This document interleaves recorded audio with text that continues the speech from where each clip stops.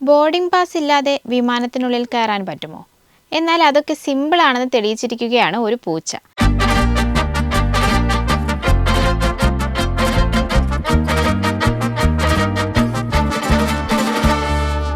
വിമാനത്തിനുള്ളിൽ കയറിയ ഈ പൂച്ച സാർ തന്റെ തനി സ്വഭാവം കാണിച്ചപ്പോൾ യാത്ര വൈകിയത് 2 ദിവസമാണ്. റോമിൽ നിന്നും ജർമ്മനിയിലേക്കുള്ള റയാൻ എയറിന്റെ ബോയിങ് 737 വിമാനത്തിലാണ് പൂച്ചയെ കണ്ടെത്തിയത്. ടേക്ക് ഓഫിന് മുൻപാണ് യാത്രക്കാർ വിമാനത്തിനുള്ളിൽ നിന്നും അസാധാരണ മ്യാവ് ശബ്ദം കേട്ടത്. ശബ്ദത്തിന്റെ ഉറവിടം കണ്ടെത്താൻ ജീവനക്കാർ വിമാനം അരിച്ചുപെറുക്കി. ഓരോ പാനലും ഇളക്കി പരിശോധിച്ചെങ്കിലും പൂച്ച ജീവനക്കാരെ കബളിപ്പിച്ചുകൊണ്ടിരുന്നു. ക്രൂ അംഗങ്ങൾ അടുത്തെത്തുമ്പോൾ പൂച്ച ഓരോ സ്ഥലത്തു നിന്നും മറ്റിടങ്ങളിലേക്ക് ഒളിച്ചു പോവുകയായിരുന്നു. പിന്നീട് വിമാനത്തിന്റെ വയറിംഗ് ഭാഗത്തേക്കും പൂച്ച എത്തി. ഇതോടെ സുരക്ഷാ കാരണങ്ങളാൽ വിമാനം റദ്ദാക്കുകയായിരുന്നു. ഇലക്ട്രിക്കൽ ബേയിൽ ഒളിച്ച നിലയിലായിരുന്നു പൂച്ചയെ അവസാനം കണ്ടെത്തിയത്. പിന്നീട് ജീവനക്കാർക്ക് അധികം കഷ്ടപ്പെടേണ്ടി വന്നില്ല.